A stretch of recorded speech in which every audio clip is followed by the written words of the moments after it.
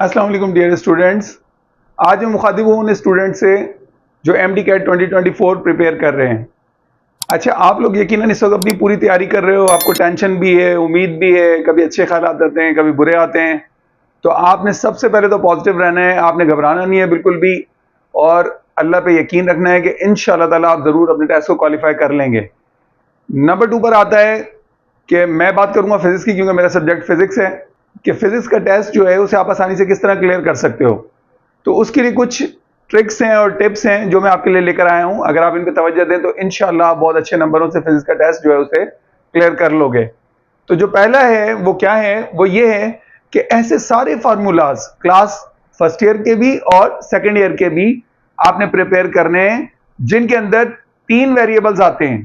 कितने वेरिएबल्स आते हैं? 3 वेरिएबल्स। मिसाल के तौर पे v is equals to I R है, q is equals to C V है, p is equals to I V है, और इसके अलावा p is equals to M V है।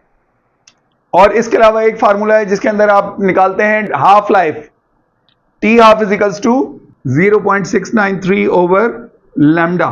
ये और इस तरह के बहुत से फार्मूले, जितने भी फार्मूले आपके फर्स्ट ईयर और सेकंड ईयर की बुक में हैं, जिनमें 3 वेरिएबल हैं, या ये देखें इसके अंदर क्या है, इसमें तो सिर्फ 2 ही वेरिएबल हैं, लेकिन ये बहुत इंपॉर्टेंट फार्मूला है, ये अक्सर और बेशतर आता है एग्जाम के अंदर। ठीक है, तो ये इससे रिलेटेड प्रॉब्लम जरूर आती है।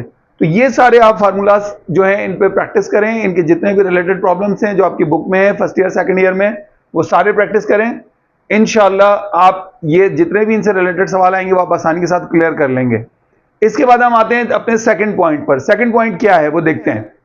तो दूसरा पॉइंट ये है कि आपने जितने भी टॉपिक्स आपकी फर्स्ट ईयर और इंटर की बुक्स में हैं, उन सब टॉपिक्स के की पॉइंट्स को याद करना है।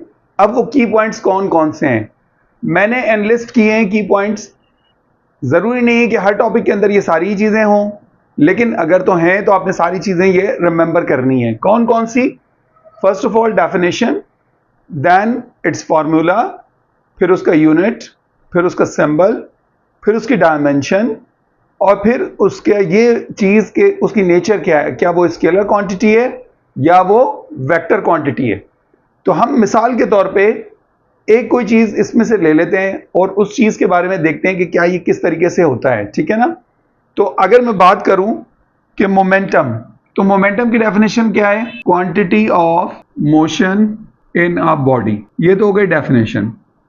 फिर इसका formula, formula P is equals to M V. फिर इसका यूनिट, यूनिट होता है इसका न्यूटन सेकंड। देन इसका सिंबल, सिंबल P है ऑब्वियसली।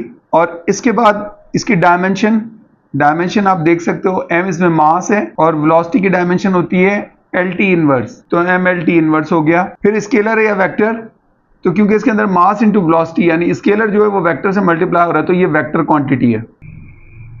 तो इस तरह से करके आपको हर टॉपिक के बारे में जो है ना ये सारे की पॉइंट्स याद होने चाहिए। जब आप ये भी कर लेंगे तो फिर आप तीसरे पॉइंट पर आएंगे। तीसरा पॉइंट क्या है जी? तो तीसरा पॉइंट ये है बच्चों कि प्रैक्टिस कन्वर्जन ऑफ यूनिट्स। ये बहुत ज़रूरी है।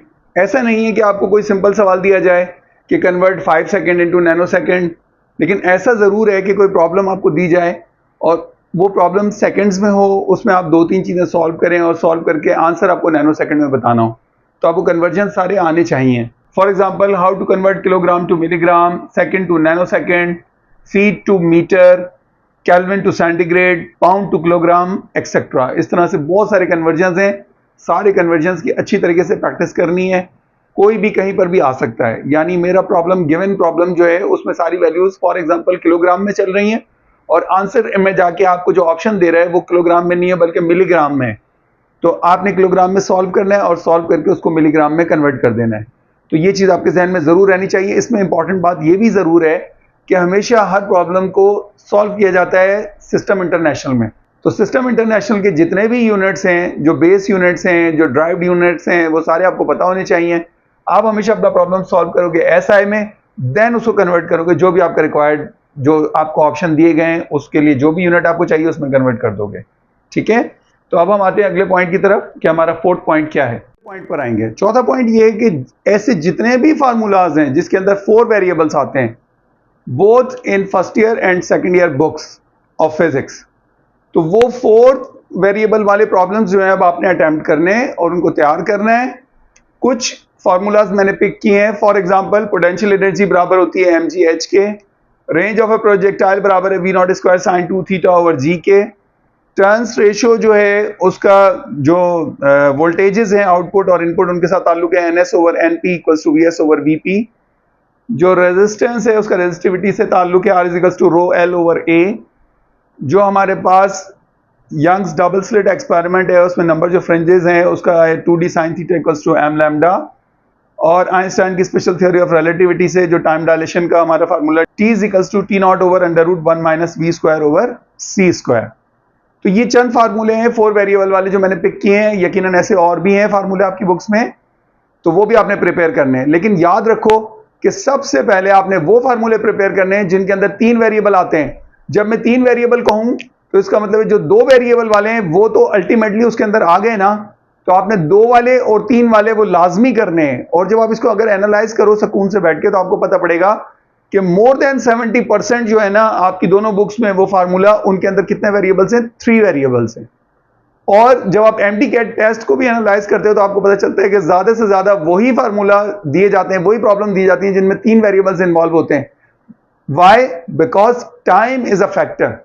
टाइम को भी हमने एवेलुएट करना होता है कि हम कौन से प्रॉब्लम टेस्ट में दें कि जो बच्चा उस पर्टिकुलर टाइम में सॉल्व कर सके। तो मेजॉरिटी ऑफ द केसेस में वो प्रॉब्लम्स दिए जाते हैं जिनके अंदर 2 या 3 वेरिएबल्स होते हैं। ठीक है, तो ये आपने प्रिपेयर कर लिए। जब आप ये सब प्रिपेयर कर लोगे तो आपने फिर प्रैक्टिस करना है, जहां से मर्जी टेस्ट उठा के प्रैक्टिस कर लें। आप MDCAT की जितनी बुक्स हैं उनको ले लें, कुछ मेरे यूट्यूब पर लेक्चर्स हैं उनको ले लें, वहां से देख लें। तो जहां जहां से भी आपको मिल रहा है प्रैक्टिस करें, इंशाल्लाह आप सबको आसानी के साथ सॉल्व करते चले जाएंगे। क्यों? क्योंकि आपको बेसिक्स आती होंगी। याद रखिए, आपने सारी बुक्स खत्म कर ली, 4-6 बुक्स खत्म कर ली, आपने बेस नहीं बनाई तो आप कुछ भी नहीं कर सकते। बेस आपकी स्ट्रांग होना जरूरी है, बेस के ऊपर ही बिल्डिंग खड़ी होती है, उसके बगैर नहीं होती। तो उम्मीद है कि इंशाल्लाह आप सब बहुत अच्छा टेस्ट दोगे और इजीली उसको क्वालिफाई कर जाओगे। मेरी दुआएं आपके साथ हैं। Best of luck. Allah Hafiz.